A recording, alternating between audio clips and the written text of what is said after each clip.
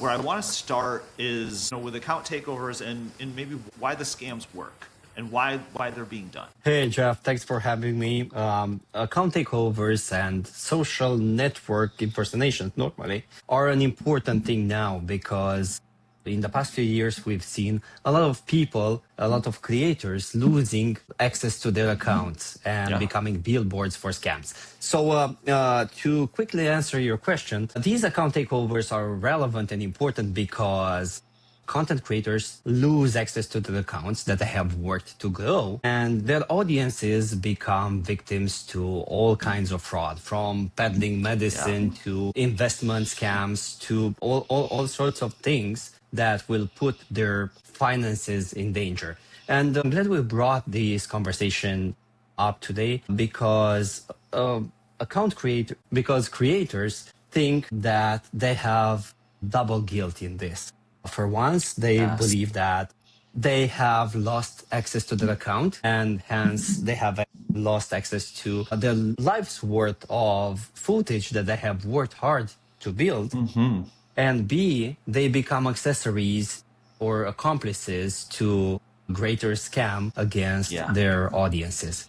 And there's this double guilt that needs to be addressed. Well, when you're building that parasocial relationship, it's built on trust. So I can absolutely understand, to the point, it's very hard to get the account back. I mean, we're working on things, and the things are being done to try and to fix that. But the other thing too is, it's the responsibility that trust takes a long time to earn. It takes a little, and people will. I mean, obviously, people will understand once they see a scam, but it's in that very acute moment where, as a creator, you're not only worried about the content in your catalog and not having access to it, but you're worried about the audience that you've built. Yes, I've seen these over and over again. For people working in cybersecurity, losing access to an account is just the nefarious effect of malware. We think about malware because that's what we're operating on. For a content creator, losing access to an account is more than, the damage made by malware.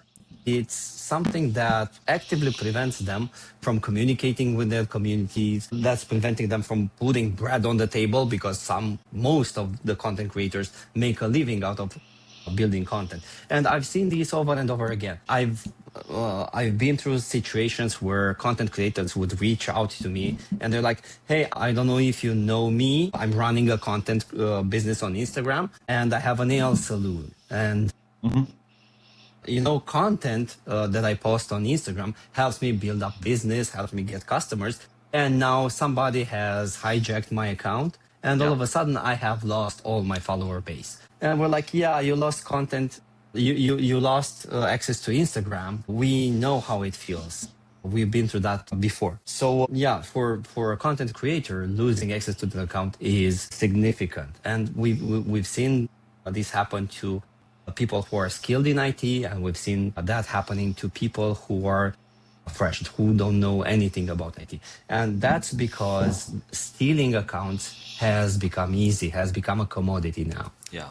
Well, it's a weird compliment to give the industry that it's grown to a point now where you have this much attention paid to it by scammers, right? That they would want to do that. I would assume, and you've talked very well on the idea that some creators become a billboard for more scams, and I would assume that there's a propensity or an inclination for more scams to be created on high-profile creators, or do you find there's like a sweet spot of type of creator that usually gets targeted for these? Now, for cyber criminals, it's obvious that their success lies in compromising the largest accounts. We've seen accounts taken over that had over 21 million subscribers. That's huge. Ooh. So that's jackpot straight out of the box for the cyber criminal who manages to hijack this account. But any account is important. Anyone, even the smaller ones, are important, and they can be directly monetized, or they can be transacted, or they can be used as a shell for different other types of cybercrime. Now, this whole ecosystem depends on two main malware tactics. One is phishing, where cyber criminals lay out traps to people who have access to content creators' accounts. Phishing is the old way of doing things. Let's say that a cyber criminal sends out an email to a content creator. Hey, here's the latest draft of the contract. Please download it and revise it. And then if we can get along on pricing, we'll start the collaboration. And people click and they're presented a fake login page that asks them for the username and the password. Now, most of the services, large services that exist today, have another option for the second factor of authentication. You will get a second password, like a one-time password delivered via a short message, via email, or via your authenticator app, so the account stays safe even if you're leaking out your username and a password. And that kind of closes the door on phishing. Phishing is no longer one of the attack avenues. But what's happening now is that cyber criminals are bundling malware into spreadsheet files, into PDF files, into all sorts of legitimately looking files that content creators are normally interacting with, and they don't suspect they can be riddled with malware.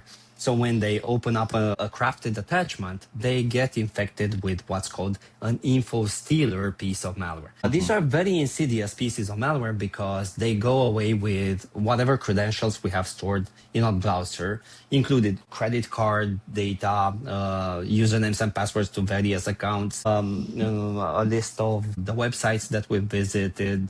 Pretty much everything that's exists on the computer gets leaked out in a log file. But they also steal something that's very important: session cookies. These session cookies are small pieces of text files that include random numbers. So that helps these cyber criminals hijack accounts without knowing the username and the password. And there's going to be a little bit of technical explanation. Sorry about that, but we cannot move on. That's exactly why we're here. When you want to visit your administration dashboard, you'll have to first log in.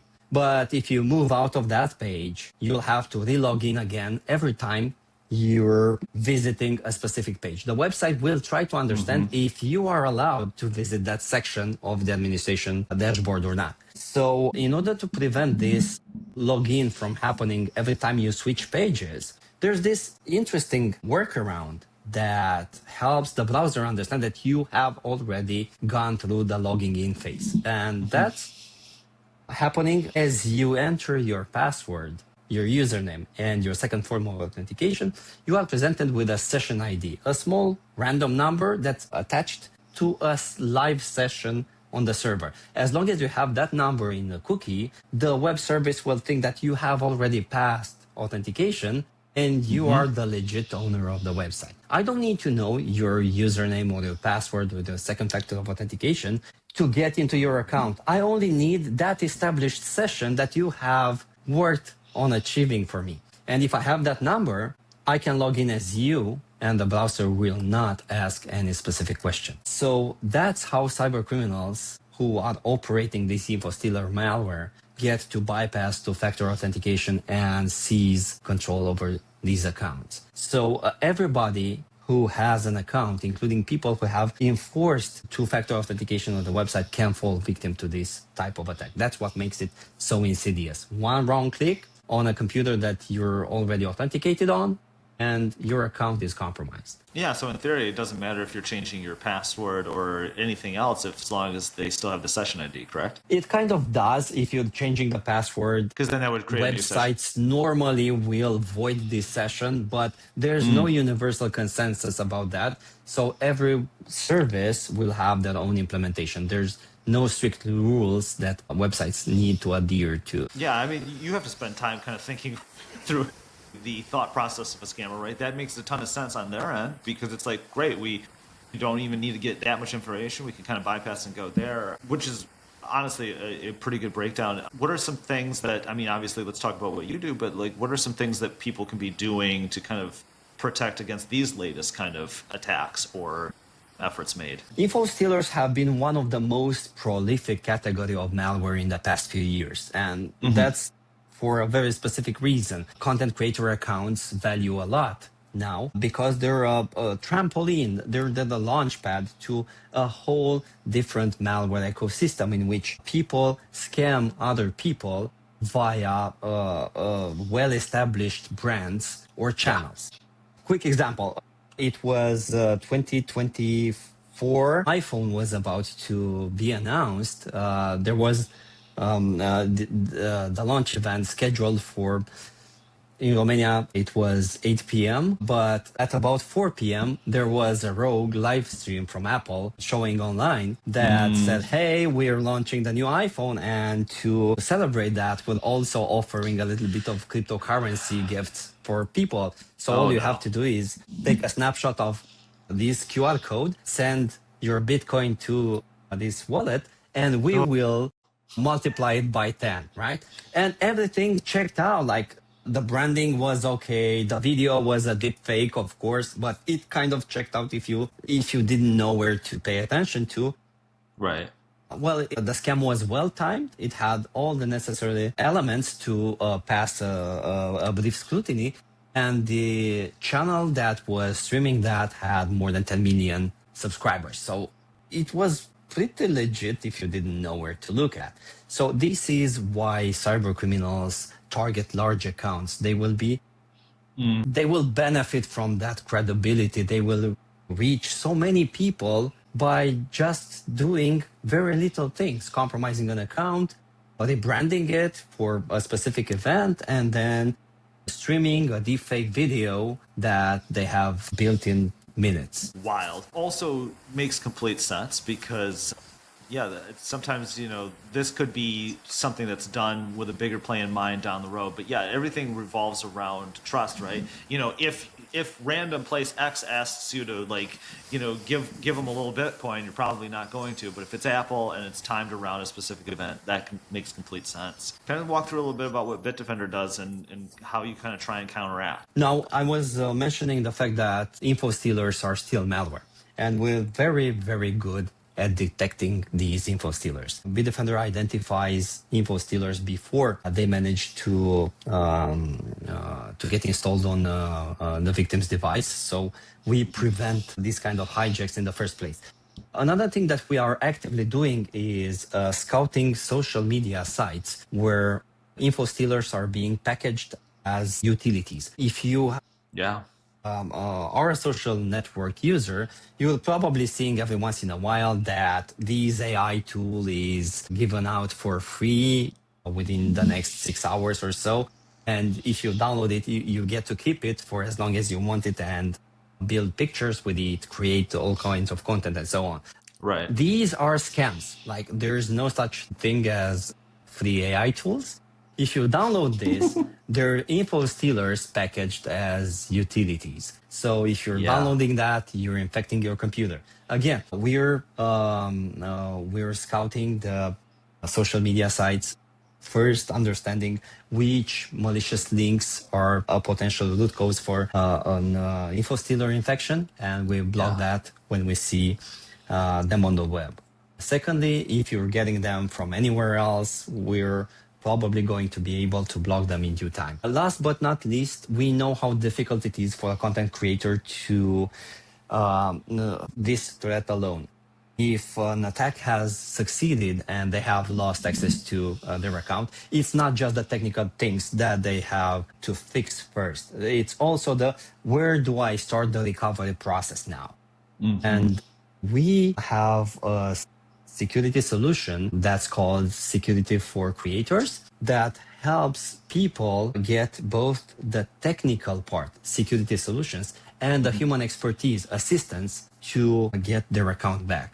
So first of all, it's a cleanup or prevention tool if you're not infected yet. And secondly, it's the human expertise that comes with it that will guide you through the process of reinstating access to your account if you have already lost it. It's nice, and again, in the attention economy, it's nice that attention's being paid. Not necessarily that it's malicious, but again, one of those things like losing account, super detrimental. But I think the biggest point you made in this entire span was the sophistication of these things. It's like the best case I can make is it's impossible to notice and keep up with all of the different things that are going to pop up in a message, in an email, in a DM, wherever. And yes, so if they come, you know, like, and I've seen these pop up, like I've had to like dodge it and like send somebody an email and be like, hey, I don't think you sent me a contract, because we didn't have a contract in place, right? But that layer of sophistication where it comes as a, you know, it comes as a deck to a marketing agency, or as it comes as a contract to a creator or talent manager that are working together, like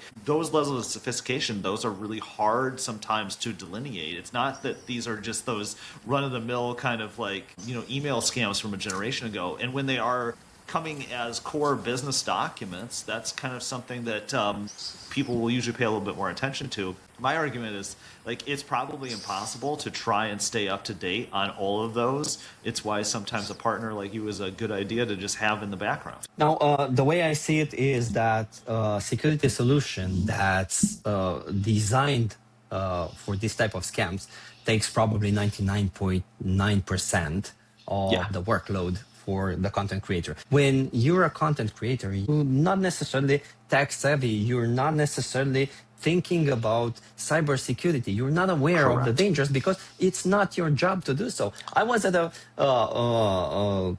content creator festival for people who specialize in food. They had no idea what malware was, and that was not their problem. Sure. It becomes the problem when they lose access to the account. So first of all, the cybersecurity solution should be your safety net when these will impact you sooner or later. Secondly, you need to have this kind of task force to be able to intervene when you don't know where to start in recovering access to your account because it has already been stolen. And we're not dealing with regular people here, with average cyber criminals. One thing that I need to say it out loud to tell the whole story is that cybercrime is a $9 trillion market. Out of that, $1 trillion slice is strictly related to scamming. So we're not talking about people who are newcomers to sending out phishing emails or building up all sorts of pretexts for you to click. No, we're talking about proficient, mature cybercrime actors who make a lot of money out of seizing out accounts. Every cybercrime incident that we have investigated involving content creators revealed that there's a whole ecosystem of cyber criminals working as a team. There are people who are building the malware that infects you and steals your account. There's people who are building the deepfake videos who will be populating your already lost account, and that will lure your audience into taking action. There's people running call centers because these videos normally onboard people into calling a specific number where they can find out more detail. Or there's some scam that's being ran even on a website or in a call center or directly via email. So there's this ecosystem as well. And eventually there's people who are building these fake pages that tell you how to invest in Bitcoin or how you can transfer money to a specific wallet and so on. These are not solitary operations. These are small-sized businesses that make hundreds of millions of dollars out of compromising content creator accounts and then monetizing on the victim audience. Like the best example I think I can give is, like, I was watching Pivot, and it was Kara Swisher and Scott Galloway. And Kara was pointing out to Scott Galloway that there was a scam on Instagram where it was like it was a deep fake of Scott saying, "Hey, join my cohort to get financial stock tip advice." But because it's not coming from Scott's account, you're like, this is that added layer. It's like people will think about, well, if it's just text-based, like blah, blah, blah. No, I mean, account can be accessed. Add that layer that you're talking about with deepfake. If that came from Scott Galloway's account and said, hey, invest in it would seem and feel and be related enough that people would, based on that trust, probably be willing to click on it. Yes, that's exactly how cyber criminals are operating. They compromise accounts of doctors to peddle all sorts of medicine or fake supplements. That just because adding these kind of content to a doctor's account will increase trust and increase conversions. Everybody Yeah. can set up a free account on a social media platform and amplify it by pumping money in it, but it will not have the same impact on the audience. So everybody wants Yes. the websites, the accounts with the largest followers, so their conversion rates will be higher. I really appreciate you doing this. Like, I think it's something that people, you get, like you were saying, people aren't like tax experts. They're not this experts in this industry. It's a lot of head down trying to be competitive in a competitive space and try and get things done. But I think it's good and necessary to point out, like, here is the sophistication of scam right now. It's only going to get more sophisticated if it's $1 trillion industry. Like, people are going to want to keep getting better at that, and having something running in the background to kind of defend against that, I think, is super important. Thanks for doing this. My pleasure.